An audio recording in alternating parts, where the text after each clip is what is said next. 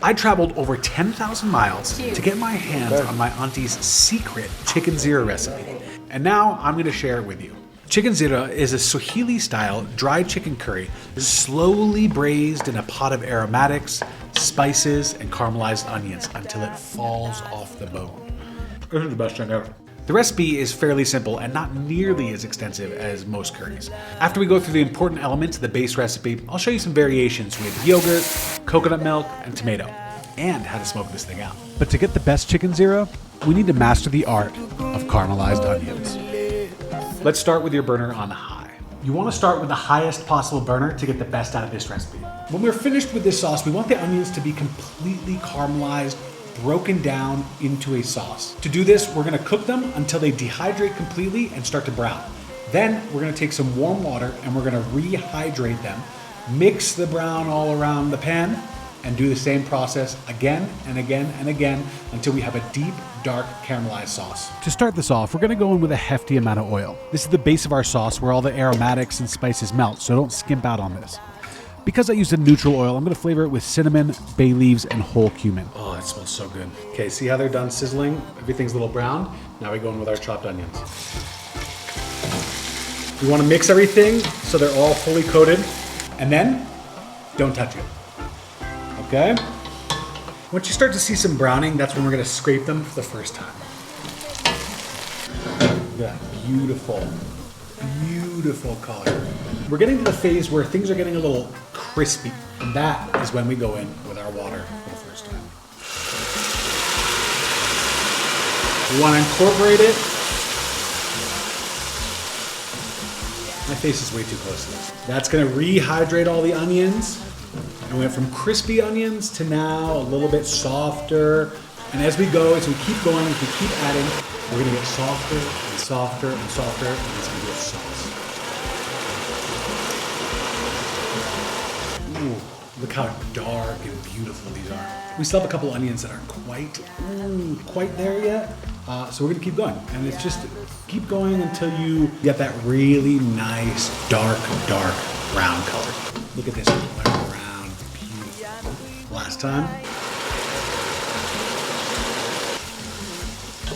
But what happens when things go wrong? Because at high heat, things can go wrong fast. You might have hot spots in the pan where a couple things get burned. You wanna take those out and make sure you don't incorporate those into the rest of the sauce. Another thing might happen is the fond on the bottom might start to burn.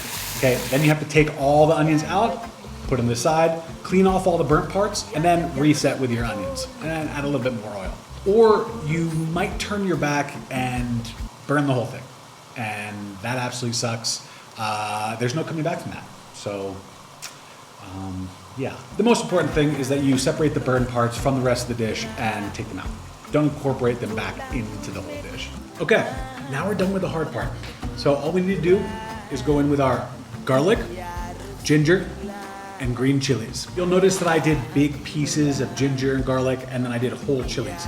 That's because I want the flavor there, but I don't want it to overpower the dish. The bigger the pieces, the less flavor it's gonna impart.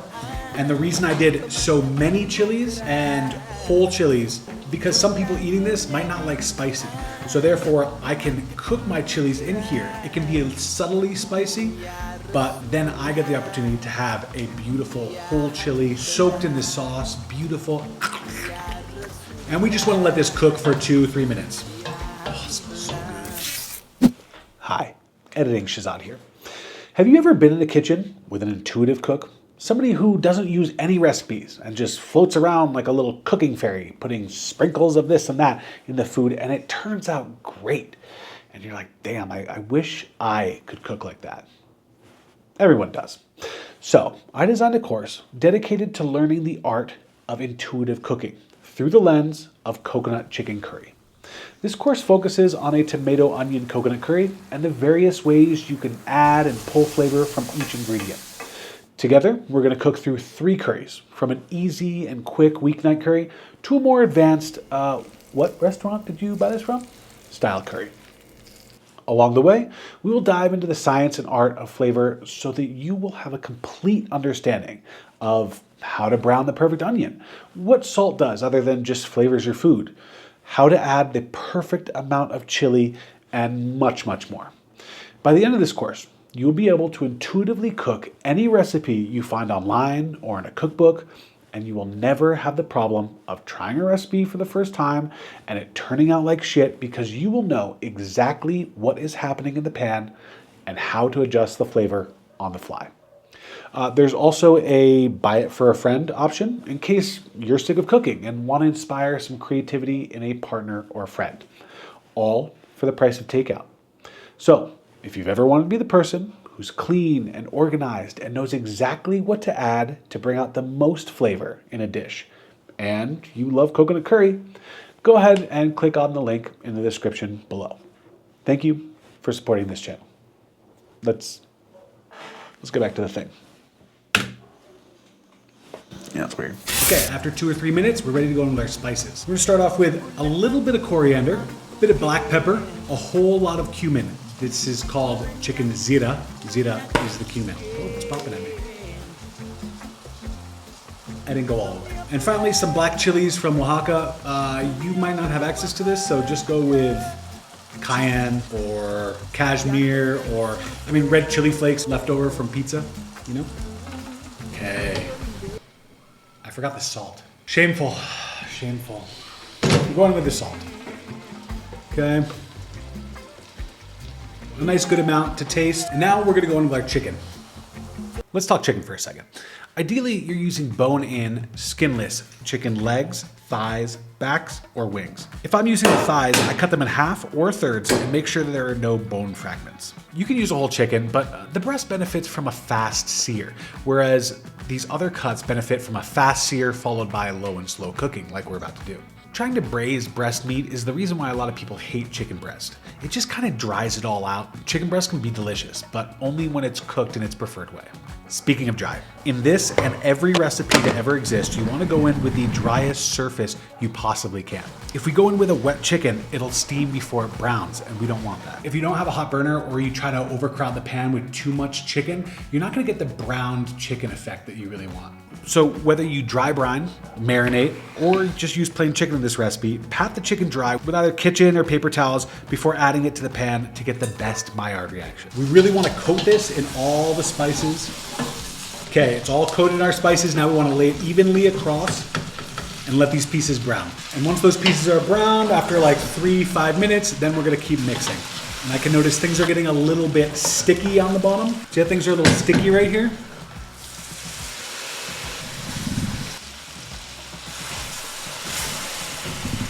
Okay, now that everything's off the bottom, it's no longer sticky and everything's nice and moist. It's not too wet, but it's nice and moist. Now we're gonna add the top. I'm going to transfer it to my lowest burner and let this sit for 40-45 minutes. All right, now we can do dishes. But we're not quite done yet. Let's talk finishers. Every good curry needs some finishers. Without them, the dish can't really, be its full self. So it's best not to skip out on them. In this one, we're gonna go with a little bit of sugar, garam masala, cilantro, and a squeeze of lime. Now, we're gonna mix those in, let it cook for another 2-3 minutes, and then turn off the heat. If you were playing it safe and put a little bit more water than you should have, this is the time when you can keep it open and let things kind of evaporate. To serve, I like to garnish this with a little cilantro, ginger, and green chili. If you really want to take this up a notch and impress everybody, you can infuse the chicken with some smoke. Set half an onion layer in the pot, light a charcoal on fire, drip a small amount of butter or ghee on the coal, and cover the pot. All right, let's try this. This dish is best served with chapati, but rice, will do the job.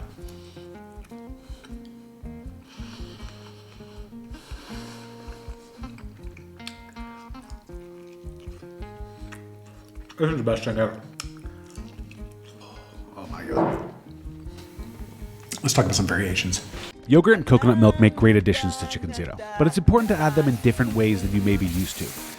Let's start with yogurt. Right before adding the chicken, you want to slowly add the yogurt to the pan and incorporate it into the sauce.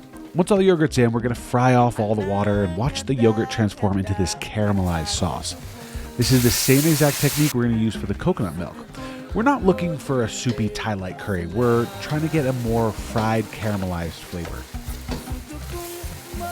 When it comes to adding tomatoes, I prefer to cook them down until the water has evaporated and they turn dark. But if you like a brighter tomato flavor, only cook them a little bit. Let's go with yogurt first.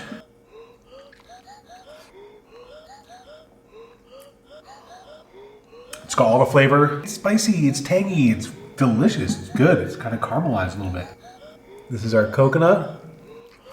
Kind of cools everything down.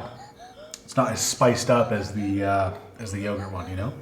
Our final guy is our tomato. Oh, tomato tang is so delicious. It's all caramelized. I don't taste any of these and say, oh, I shouldn't have done that. I'm gonna call all three of these winners. They're all great. I feel like I need to mix the tomato and the other stuff, but then it's not really, I don't know. Is it even chicken Zeera anymore? Does it matter? Am I just here to make good food? Or do I have to like follow a strict guideline? I don't know. Maybe we need to make a super Zeera. What's that?